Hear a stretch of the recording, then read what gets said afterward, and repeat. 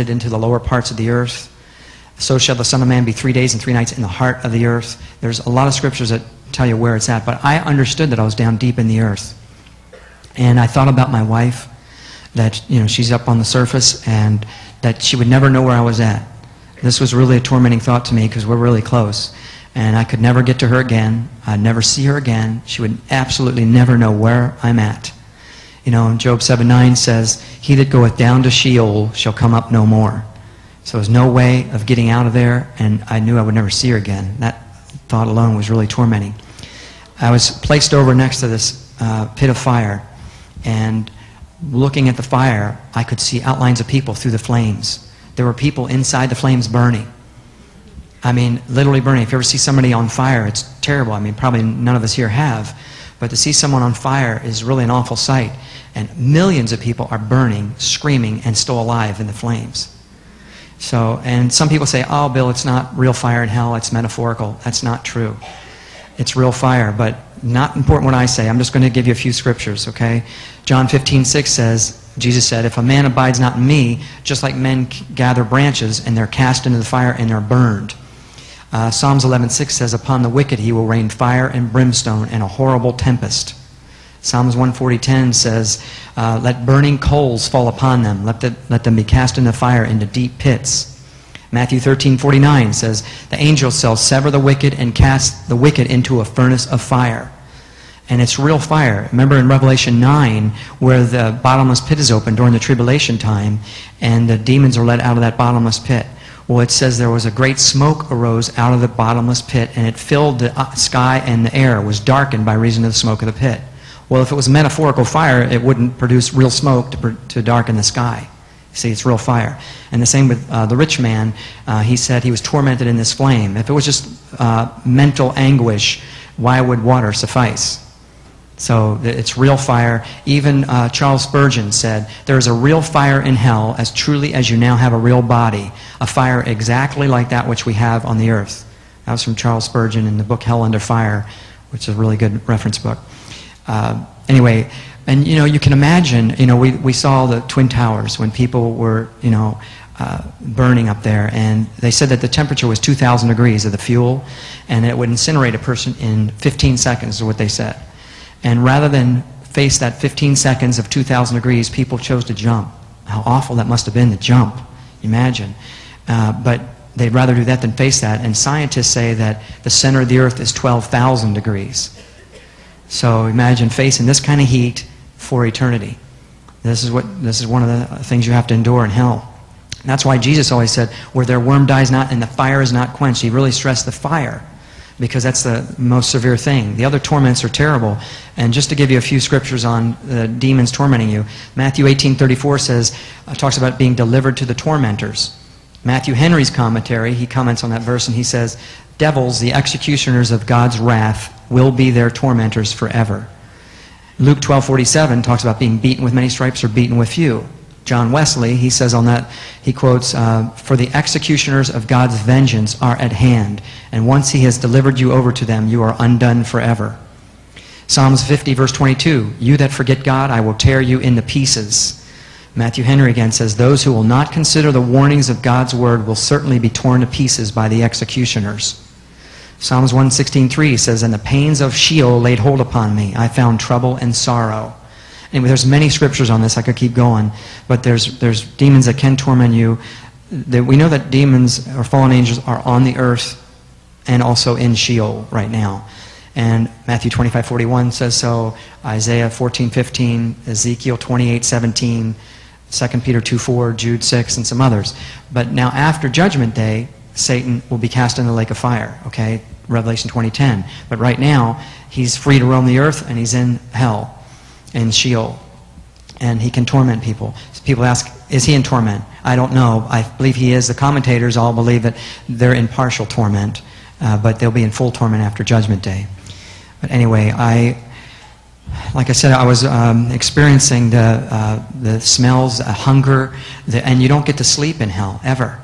There's no sleep. Can you imagine? You ever stayed up one night and how tired you feel after a night? Well, you never get to sleep in hell, ever. And Revelation 14:11 says, "And the smoke of their torment ascends up forever and ever, and they have no rest day nor night." And it's talking about no rest from the torments, but also no physical rest. Psalms 127:2 says that he gives his beloved sleep. You see, you're not his beloved there. You don't get that benefit. Remember, all the good things go with God. So when he's not there, you don't get any good thing. You're not with your friends in hell. You're not partying in hell. You're not having conversations in hell. You are alone and isolated for eternity. And if you think you're tough here, and you can endure that, you're nothing. And Isaiah 5:14 says, "Therefore hell has enlarged herself and opened her mouth without measure, and the mighty man shall be humbled." So if you think you're tough, you're nothing in hell. You're no match for those demons. There's a useless wasting away.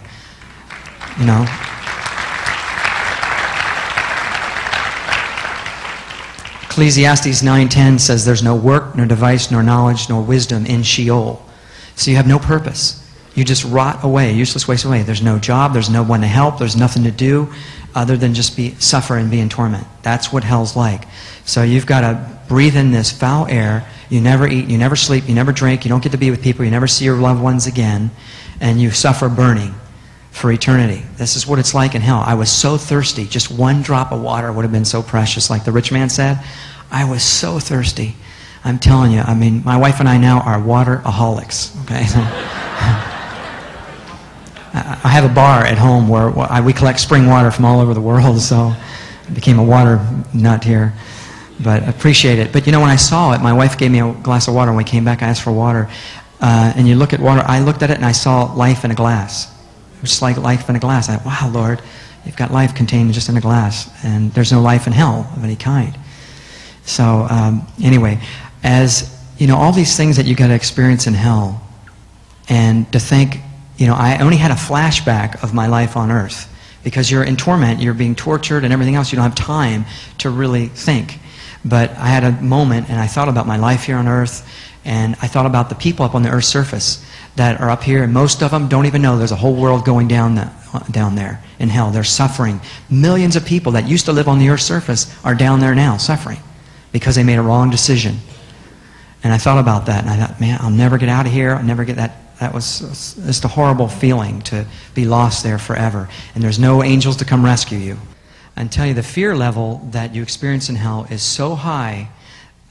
You ever been in a scary movie where the guy jumps from behind the scene and, he's going to kill the person, and you jump in your throat right at that moment? Well, okay, if you could take that times 1,000,000, that's the fear level you have to experience in hell for eternity. And try to relate to you quickly.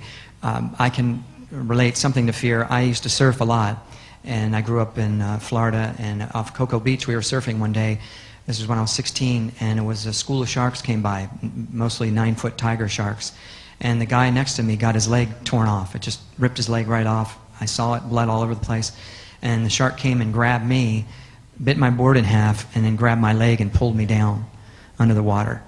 And that moment right then, you imagine the fear level, right? That you can try to imagine. It's really, really a scary moment. That paled in comparison to what you feel in hell. Okay?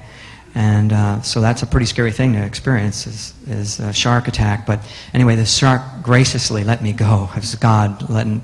I did have one mark on me. So, praise God.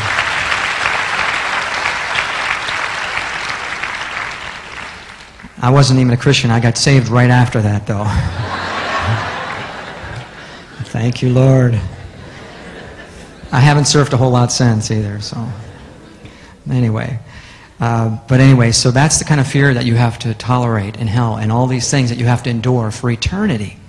And, Jesus said again, where the worm dies not, where their worm dies not. Well, I know this is gross to explain, but, if you ever see a dead animal off the side of the road, you see maggots eating the flesh, how gross that is. Well, the word Jesus used, and also in Isaiah 14:11, it said that your bed will be upon a bed of maggots, and the maggots will cover you. And so, in other words, see, the maggot dies when it eats the flesh here on the earth. The maggot will die. But Jesus said, where their worm dies not, because the flesh is never consumed fully, so those maggots continually will feed sweetly on you, as it says in the Bible. So, is that gross enough? Just one of these things to endure would be bad enough. But to not breathe and not eat, not sleep, and have no fellowship and no people, and be alone and in darkness, these are all the things that you have to put up with in hell. And I was looking around